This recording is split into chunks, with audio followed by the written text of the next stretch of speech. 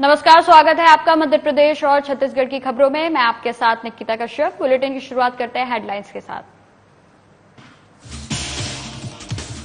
रायपुर में कर्नाटक चुनाव को लेकर सीएम बघेल का आया बयान। कर्नाटक में कांग्रेस पार्टी के आने का किया दावा, कहा भारी बहुमत से आ रही कांग्रेस की सरकार।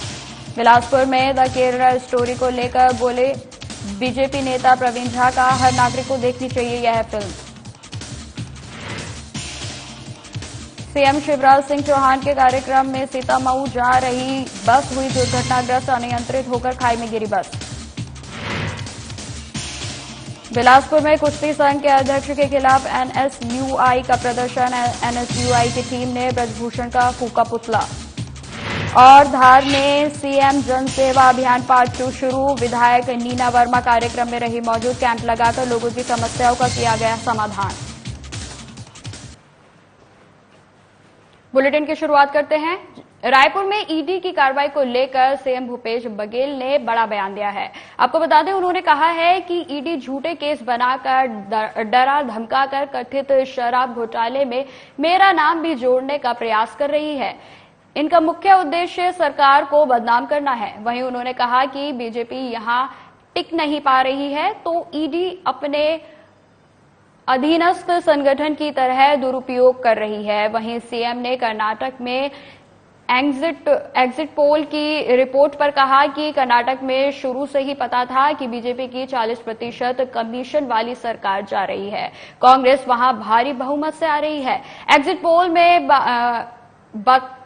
कई बातें सामने आई हैं। आपको बता दें कि हिमाचल में ढलान से उतरी बीजेपी अब समुद्र किनारे पहुंच गई है। कर्नाटक में तो शुरू से ही ये पता था कि वहाँ भारतीय जनता पार्टी की 40% कमीशन वाली सरकार जा रही है। कांग्रेस वहाँ आ रही भारी बहुमत से। और अभी अब जिस प्रकार से एग्जिट पोल के भी रिपोर्ट आ रहे हैं, तो जो पहले जो खबरें आ रही थी उसी को वो मुहर लगा रहे हैं कि ये होने जा रहा है। इसमें भारतीय जनता पार्टी बहुत शीर्ष स्थान में पहुँच गया था।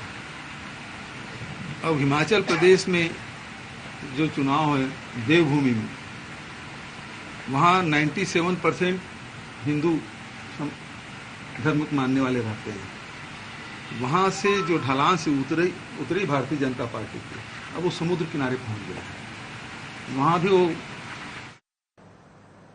खबर मंदसौर से है, जहां सीएम शिवराज सिंह चौहान सीतामऊ दौरे पर हैं। इस दौरान सीएम सुवसरा चंबल सिंचाई योजना का भूमि पूजन करेंगे। आपको बता दें कि इसके बाद सीतामऊ कृषि उपज मंडी में जनसभा को संबोधित करेंगे। वहीं सीएम के कार्यक्रम से पहले बड़ा हादसा हो गया। बता दें कि सीएम की सभा में जा रही बस बिल्लोद नदी के पुल पर अनियंत्रित होकर पलट गई, जहां बस के खाई में गिरने से 2-3 महिलाओं को हल्की फुल्की चोट आई है और 2 के हाथ फ्रैक्चर हो गए हैं। आपको बता दें, वहीं घायलों को राहगीरों की मदद से जैसे तैसे बाहर निकाला गया और उपचार के लिए जिला अस्पताल भेजा गया, जहां उनका उपचार जारी है।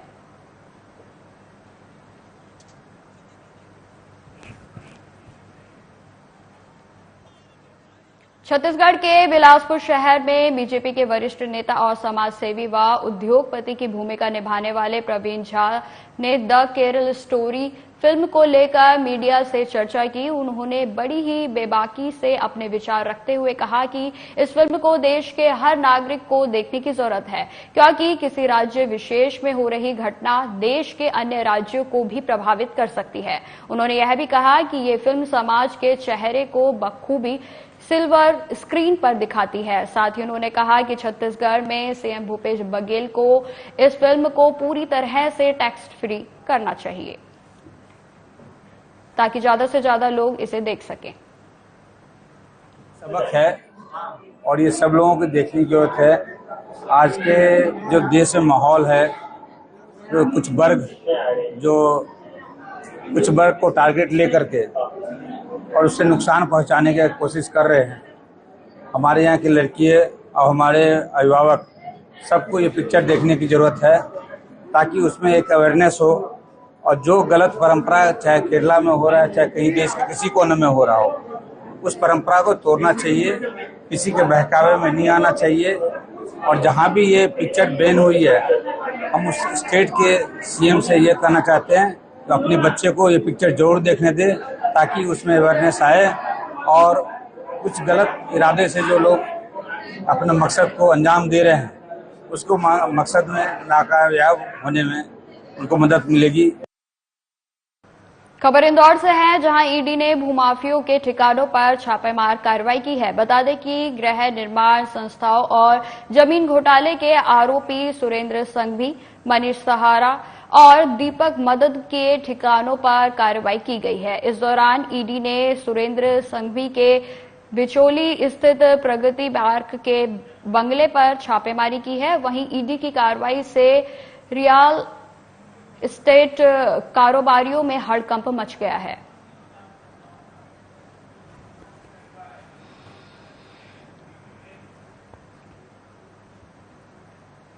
बिलासपुर में राष्ट्रीय कुश्ती संघ के अध्यक्ष ब्रजभूषण के गिरफ्तारी की मांग को लेकर लगातार पहलवानों द्वारा दिल्ली के जंतर मंतर में प्रदर्शन किया जा रहा है, जिसको लेकर अब देश भर में अलग अलग तरीके से विरोध प्रदर्शन किया जा रहा है। वहीं बिलासपुर में आज एनएसयूआई की टीम ने नेहरू नगर चौक पर पुतला दहन के साथ ब्रजभूषण की गिरफ्तारी की मांग को लेकर विरोध प्रदर्शन किया। छात्र नेता कामरान मेमन के नेतृत्व में किए गए प्रदर्शन में बड़ी संख्या में एनएसयूआई के कार्यकर्ता और युवा मौजूद रहे। वहीं युवा नेता मेनन ने मीडिया से बातचीत करते हुए कहा कि अगर जल्द ही ब्रजभूषण की गिरफ्तारी नहीं की गई तो एनएसयूआई के युवा उग्र प्रदर्शन करेंगे। 2014 में जब से सरकार आई है, तब से ये आरोप लगते हुए आया है कि बीजेपी यौन मानसिकता और यौन शोषण के उसमें सपोर्ट करती है इन लोगों को। इसी का एक आज नजरिया देखने को मिला। भारतीय कुश्ती संघ के अध्यक्ष ब्रजभूषण सिंह के खिलाफ दिल्ली में 2 एफआईआर दर्ज हो चुकी है, तो भी ना तो दिल्ली पुलिस उनको बुला के कोई पूछताछ कर रही है, ना ही वो आज खुलेआम एकदम घूम रहे हैं। इसी के उसमें हमारे भारत के खिलाड़ी सब जो गोल्ड मेडल लाने वाले, स्वर्ण पदक लाने वाले, देश का नाम ऊंचा करने वाले, ये सब आज जंतर मंतर में बैठे हुए हैं। कहाँ है मोदी जी जो कहते थे बेटी बचाओ बेटी पढ़ाओ के नारे लगाते थे? आज वही बेटियां सड़कों पर रो रही हैं, सड़कों पर उतर गई हैं। कहाँ है योगी सरकार जो कहती थी कि मिट्टी में मिला देंगे सब अपराधियों को?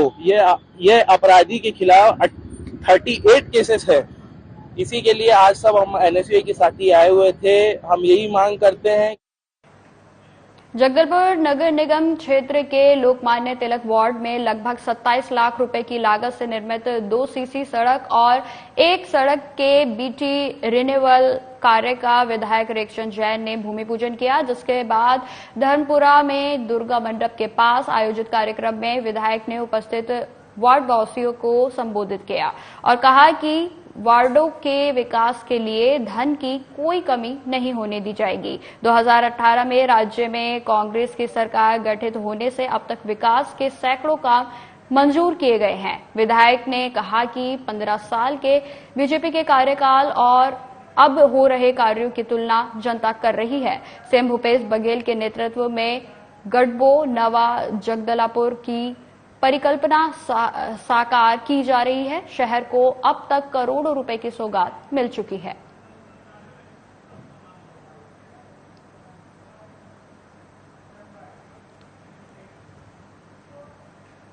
छत्तीसगढ़ माध्यमिक शिक्षा मंडल बोर्ड ने आज कक्षा 10वीं और 12वीं का रिजल्ट जारी किया है, जिसमें सारंगढ़ बिलाईगढ़ जिले के सरिया देवगांव में रहने वाली धराधांसी अग्रवाल ने 10वीं बोर्ड परीक्षा में पूरे प्रदेश में 7वां स्थान हासिल किया है।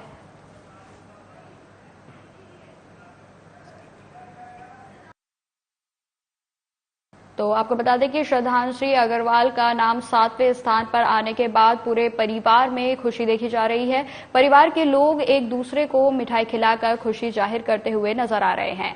वहीं छात्रा ने अपनी सफलता का श्रेय Bharat Mata public higher secondary school Pujeri Pali के प्रिंसिपल, सारंगढ़ के द क्लासिक इंस्टीट्यूट और अपने माता पिता को दिया है।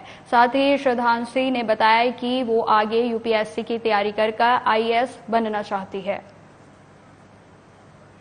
पर डे 4 to 5 आवर पढ़ती थी एंड इसके लिए बहुत ही ज्यादा मेहनत करना पड़ता था, मॉर्निंग वर्क करके एंड फिर लेट नाइट तक जाकर के भी पढ़ना पड़ता था। तो बस सेल्फ स्टडी से इनका आपको मेन श्रेय किसके ऊपर जाएगा? मैं अपने पेरेंट्स को और अपने टीचर्स को इसका श्रेय देना चाहूंगी, बिकॉज उनके सपोर्ट के बिना ये पॉसिबल हो ही नहीं पाता। शिक्षक की बात करें तो कहाँ से? मैं भारत माता पब्लिक स्कूल सरिया की स्टूडेंट हूँ एंड वहाँ के जितने भी टीचर्स हैं, खासकर हमारे डायरेक्टर्स हैं श्री शुक्ल किशोर अग्रवाल, उनका इसमें बहुत ही ज्यादा कंट्रीब्यूशन है, बिकॉज वो इसके लिए इतना ज्यादा मेहनत किया है, मैं बता नहीं सकती। उनके बिना तो ये बिल्कुल भी पॉसिबल नहीं हो पाता। देहात में रहने के कारण कोई खास सुविधा तो उसको मिली नहीं है, और जैसे कि मायके सारंगगढ़ है, थोड़ा सा यहाँ पर इसके मामा मामी का कोचिंग सेंटर है, वहाँ पढ़ाई कर रही है। गर्मी की छुट्टियों में लगभग काफी सिलेबस वगैरह इसके कंप्लीट हो गए थे यहाँ पर, और उसके बाद स्कूल के टीचर जो है ना, इनके बहुत ज्यादा ध्यान देते थे। यानी कि उनका तो सपना ही था कि इसको टॉप 10 में लाना ही है करके, और आज उनका सपना साकार हो गया और हम सब बहुत खुश हैं। ये उसके पापा हैं। परिवार का सपोर्ट किस तरह से उनको? परिवार का फुल सपोर्ट। हम लोग ज्वाइंट फैमिली में हैं और 14 मेंबर हैं, यानी कि सबको पता है कि ये कर सकती है, इसलिए इसको बहुत सपोर्ट करते हैं। यहाँ हम लोग ट्यूशन पढ़ाते हैं बच्चों को और क्रैश कोर्स करवाते हैं समर में, जिसमें श्रद्धांशी अग्रवाल क्रैश कोर्स करने आई थी समर में, और उसने क्रैश कोर्स किया, जिससे हम लोग उसको पूरा नोट्स टेस्ट सब हुआ उससे लिया गया, और जो टीचर्स है वो भी बहुत सपोर्ट करे। जो उसका डाउट था वो सब क्लियर करवाए और उसका आधा से ज्यादा सिलेबस कंप्लीट करवा दिया गया, जिससे इसका। धार जिले में मुख्यमंत्री जनसेवा अभियान पार्ट 2 शुरू किया गया, जिसके तहत नगर निकाय और ग्राम पंचायत स्तर पर कैंप लगाकर लोगों की छोटी मोटी समस्याओं को हल किया गया। वहीं जिला मुख्यालय के नगर पालिका में जनसेवा अभियान का शिविर लगाया गया, जिसमें विधायक नीना वर्मा, कलेक्टर प्रियंका मिश्रा, नेहा महेश मकवाना और नगर पालिका सीएमओ निशिकांत शुक्ला मौजूद रही। इस दौरान शिविर में विधायक और कलेक्टर के हितग्राहियों की समस्याओं को सुना और संबंधित विभाग को उनकी समस्याओं को हल करने के निर्देश दिए गए।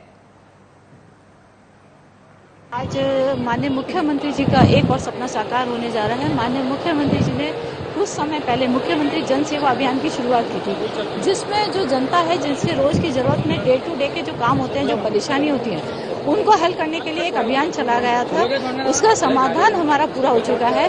आज उसका माननीय मुख्यमंत्री जन सेवा अभियान का पार्ट 2 शुरू हुआ है, जिसमें कि आज जगह जगह कैंप लगा करके पंचायत स्तर से लेकर के नगर पालिका के अंदर भी प्रयास होगा कि ज्यादा से ज्यादा कैंप लगा करके जो रह गए हितग्राही, जो जनता के छोटे छोटे काम होते हैं, जिनके कारण उन्हें नगर पालिका और पंचायतों के अलग अलग चक्कर लगाने पड़ते हैं, परेशान होना पड़ता है, उन सब की परेशानियों का समाधान करते हुए माननीय मुख्यमंत्री जी के इस योजना का आज शुरुआत हुआ है और ये 30 मई तक चलेगा और सभी पात्र हितग्राही जो होंगे, जिनकी समस्या होंगी, उनके समाधान। जगदलपुर के विधायक रेखचंद जैन ने विकासखंड के पदर गांव की कोदई माता मेले में शिरकत की। वहीं विधायक ने आयोजित 2 दिवसीय वार्षिक मेले में कोदई माता की पूजा अर्चना कर आशीर्वाद दिया। उसके बाद पास के गांवों से आए अन्य देवी देवताओं से भी आशीर्वाद प्राप्त करते हुए क्षेत्र की सुख समृद्धि के लिए कामना की। इस अवसर पर विधायक ने क्षेत्र के सरपंच राय बली नाग को 1-1 लाख रुपए के 2 चेक सौंपे, जिसका उपयोग मेला मंडई और खेल गतिविधियों के संचालन के लिए किया जाएगा। इसी के साथ विधायक ने ग्रामवासियों से मुलाकात कर शांति और सौहार्दपूर्वक मेले का आयोजन करने की अपील की।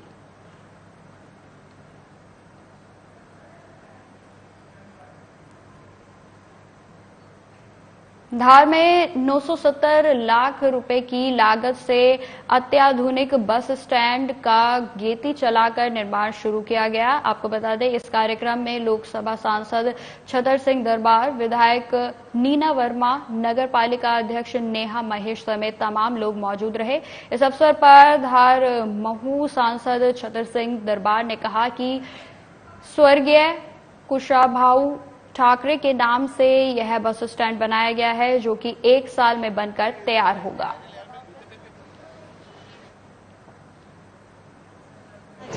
ताकि वो स्थिर हो, उसको ध्यान में रखते हुए वर्मा जी ने कुशाभाऊ ठाकरे बस स्टैंड की माननीय मुख्यमंत्री जी से मांग करने के लिए जब हम लोगों ने प्रस्ताव किया तो माननीय मुख्यमंत्री जी ने उसे सहज स्वीकार किया और हमें सौगात के रूप में 9 करोड़ से अधिक की राशि का ये बस स्टैंड मिला। लेकिन प्रथम किस्त हमें केवल 4 करोड़ की मिली। किन्हीं कारणों से कुछ कट शॉर्ट कर दिया गया था, लेकिन लगातार प्रयास किए, लगातार माननीय मुख्यमंत्री जी से संपर्क किया, तब जाकर के हमें 9 करोड़ 71 लाख के करीब की राशि स्वीकृत हुई। और माननीय मुख्यमंत्री जी जब पीतमपुर आए थे तो वो इसका विधिवत भूमि पूजन कर गए थे। उनकी दी हुई सौगात का जब उन्होंने भूमि पूजन किया था तो कार्य की शुरुआत आज हमने यहाँ पे की है और जल्दी ही 12 महीने के समय में ये बन के तैयार हो जाएगा और हम आशा उम्मीद करते हैं कि माननीय मुख्यमंत्री जी इसके लोकार्पण में फिर धार आएंगे। ठाकरे जी के सम्मान में भारतीय जनता पार्टी की मध्य प्रदेश की सरकार ने हम विधायक और हमारे प्रयास से इतनी बड़ी सौगात दी 10 करोड़ की, जिसका भूमि पूजन तो 22 में हो गया था, पर आज गेटी चलाने का कार्यक्रम की शुरुआत की। टेंडर हुए, ठेकेदार इसको काम करेगा, तो आज गेटी उठा के हुआ है, तो ये कार्य प्रारंभ हुआ है और ये 1 साल में काम पूरा हो जाएगा। धार को एक बहुत बड़े आलीशान बस स्टैंड की सौगात दी है हमारे सम्मानित ठाकरे जी की याद में। और बाकी से रेल भी आ रही है, कॉलेज भी, मेडिकल कॉलेज भी आ रहा है, नर्मदा जी का पानी।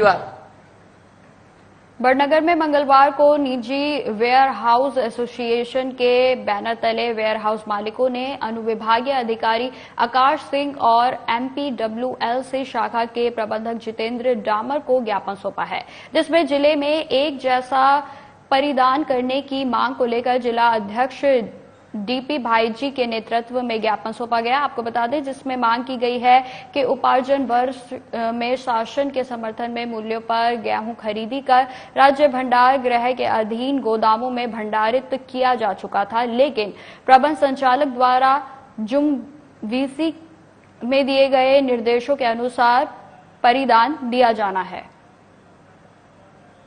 एसोसिएशन के सभी वेयर हाउस संचालकों द्वारा विरोध दर्ज कराया गया कि वर्तमान में FCI द्वारा जो परिधान किया जा रहा है वो 15 दिन के अंदर जो डंप माल होता उसका हुआ है, जिसका जो आर्थिक हानि हो रही है सभी वेयर हाउसों को। वो जो मासिक किराया था वो भी नहीं मिलेगा महीना भर बाद। इस तरह वेयर हाउसों को बहुत घाटा जा रहा है और सभी वेयर हाउस संचालकों की ये मांग है कि कम से कम 6 माह की जो भाड़ा बनता है मासिक किराया वो गारंटी रूप में दिया जाए, उसके बाद ही FCI अपना परिधान कराए। ये सभी संचालकों द्वारा विरोध पूरे जिले में किया जा रहा है और इसी तारतम्य में राज्य स्तर भोपाल जाकर विरोध दर्ज करेंगे। और इसके अलावा दिल्ली में जाकर जो खाद्य मंत्री हैं और अपने FCI वाले इनसे मिलकर इस बात का विरोध दर्ज कराकर सभी संचालकों को 6 माह का किराया किसी भी रूप में दिया जाए, उसी के बाद ही FCI परिधान करें। यही सभी संचालकों का मांग है और विरोध दर्ज।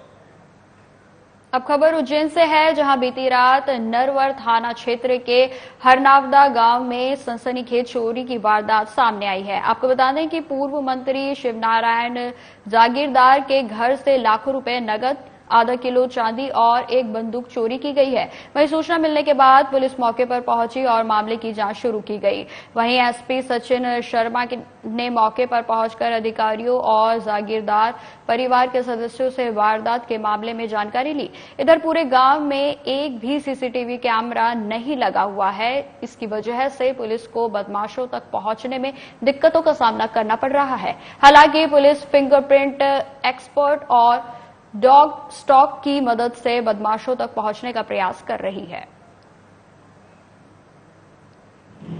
बीती रात थाना नरवर क्षेत्र के ग्राम में प्रतिष्ठित व्यक्ति के यहाँ पर चोरों ने चोरी की वारदात को अंजाम दिया और चोरी की सूचना मिलते ही तत्काल हमारे थाने से स्टाफ वहाँ पहुँचा है। साथ ही साथ हमारी जो फिंगरप्रिंट एक्सपर्ट है उनकी टीम भी पहुँची और डॉग स्पॉट पहुँचा है और टेक्निकल तरीके से हमारी टीम काम कर रही है उसमें और शीघ्र ही उसमें चोरों को। सर क्या क्या गया है इसमें, अमाउंट लगभग कितना बताया?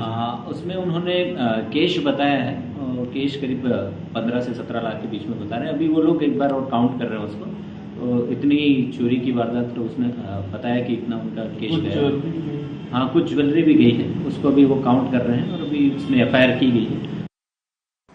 बिलासपुर में बीते शनिवार रात को हुए गैंगवार मामले में पुलिस ने निगरानी शुदा बदमाश रितेश निखारे और मैडी को पकड़ने में सफलता हासिल की है। वहीं मामले में अब तक 9 आरोपियों की गिरफ्तारी की जा चुकी है। आरोपियों को पकड़ने के बाद पुलिस ने तारबहार थाने से लेकर गांधी चौक होते हुए सिटी कोतवाली तक एक जुलूस भी निकाला। आपको बता दें कि बीते शनिवार देर रात पुराना बस स्टैंड के सामने 2 गुटों में झगड़ा हो गया था, जिसमें एक गुट के 3 युवकों को गंभीर चोटें आई थी। मामले में पुलिस ने कार्रवाई करते हुए आरोपियों को गिरफ्तार किया था, जिसके बाद आज 3 और आरोपियों को गिरफ्तार किया गया है।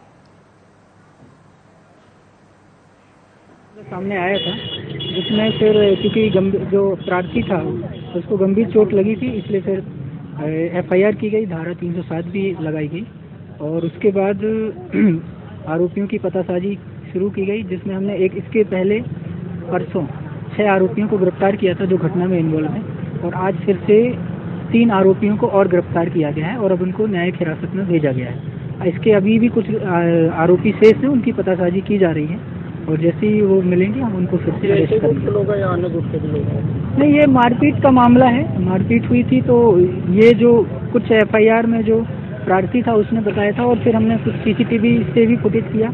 इसके अलावा तकनीकी साक्ष्यों की मदद से हमें जो पता चला उसके बेसिस पे हमने इसमें अपराधियों को बनाया। मारपीट की वजह क्या है सर, क्या कारण? मारपीट की वजह कुछ पुरानी रंजिश है, पहले भी कुछ हुआ था तो उसका बदला लेने की वगैरह, उस वजह से। खबर इंदौर से है, जहां हीरानगर थाना क्षेत्र में देर रात निखिल नामक युवक की चाकू से गोद कर हत्या कर दी गई थी। पूरे मामले में पुलिस ने एक आरोपी को गिरफ्तार कर लिया है। वहीं अन्य आरोपियों की तलाश में पुलिस जुटी हुई है। वहीं आक्रोशित परिजन और क्षेत्रीय रहवासियों ने हीरानगर चौराहे पर चक्का जाम कर आरोपियों को जल्द गिरफ्तार करने की मांग की।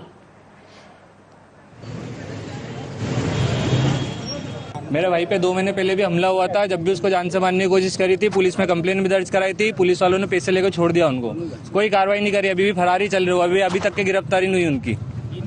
हाँ, आज क्या घटना कल भी उसको मार दिया। घर के वहाँ बैठा हुआ था, जबरन ने उसको निकाल के गोली मार दी। पिस्टल गोली चलाई, पहले भी उनने पिस्टल लेकर हमला किया था। कैमरे के साथ फुटेज भी दी थी, तब भी उनकी गिरफ्तारी नहीं हुई थी।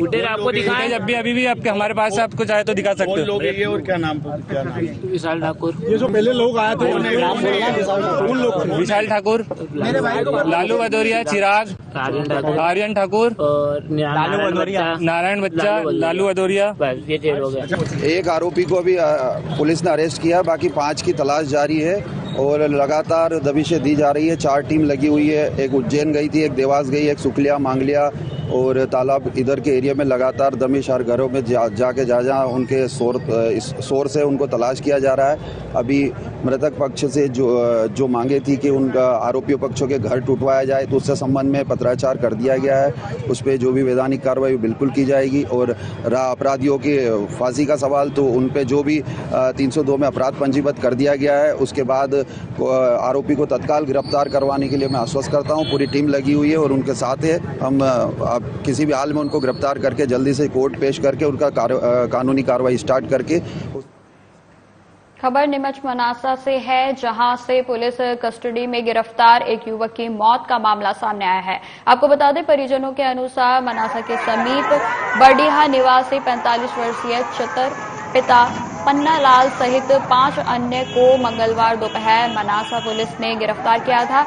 वहीं चरत की तबीयत जेल में अचानक खराब हुई, जिसके बाद उसे निवत अस्पताल में लाया गया, जहां इलाज के दौरान उसकी मौत हो गई। मामले में मृतक के परिजनों का गुस्सा पुलिस प्रशासन पर फूट पड़ा है और गुस्साए परिजनों ने शव को सड़क पर रखकर चक्का जाम किया और दोषियों के विरुद्ध कार्रवाई करने की मांग की। चरत माली और नाबालिग बच्चा है पीयूष माली और जो भी है 6 सदस्य पेश हुए। इनमें से पुलिस कस्टडी में कल 11 बजे ये पेश हुए। दिन भर लिखा पड़ी हुई, इनको जेल में डालने का था तो पता नहीं क्या हुआ, इनको जेल में नहीं, कोर्ट में पेश नहीं किया गया, इनको यहीं रोक दिया गया।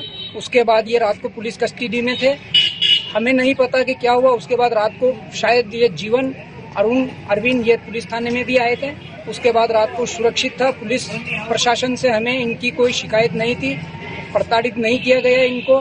बाकी रात को 3 बजे पता नहीं क्या हुआ चरत के साथ, तो उसको हमारे पास फोन सुबह पुलिस प्रशासन की तरफ से 5 बजे फोन आया, अर्जुन माली के पास फोन आया सर का, बोले कि चरत की तबीयत खराब है तो आप थाने आइए। शायद अस्पताल में भेजा चरत को, तो चरत उसकी वाइफ को लेके नहीं आया, तो उसे चरत को नीमच रेफर कर दिया गया था, वहाँ उसकी मृत्यु हो चुकी है। कल एक आरोपी है चरत बाछड़ा निवासी बर्डिया, उम्र 48 वर्ष, इनको गिरफ्तार किया गया था। जो गृह भेदन अत्याचार का मामला होता है उसके तहत इनको गिरफ्तार किया गया था और ये हवालात में थे। और रात में हमने देखा है, वीडियो क्लिपिंग्स पूरी चेक की हैं, जिससे कि प्राकृतिक कारणों से इनको जो है अनकॉन्शियस हो गए और उसके बाद तत्काल हमारे द्वारा इनको हॉस्पिटल शिफ्ट किया गया, जहाँ से इनकी गंभीर परिस्थिति को देखते हुए डॉक्टर साहब खुद प्रेजेंट थे, नाइट ड्यूटी डॉक्टर, उन्होंने इनको नीमच रेफर कर दिया। नीमच में इलाज के दौरान जो है इनकी मृत्यु हो गई और इस संपूर्ण मामले में पोस्टमार्टम भी जो है। फिलहाल इस बुलेटिन में इतना ही। खबरों की और भी जानकारी के लिए बने रहे हमारे साथ। नमस्कार।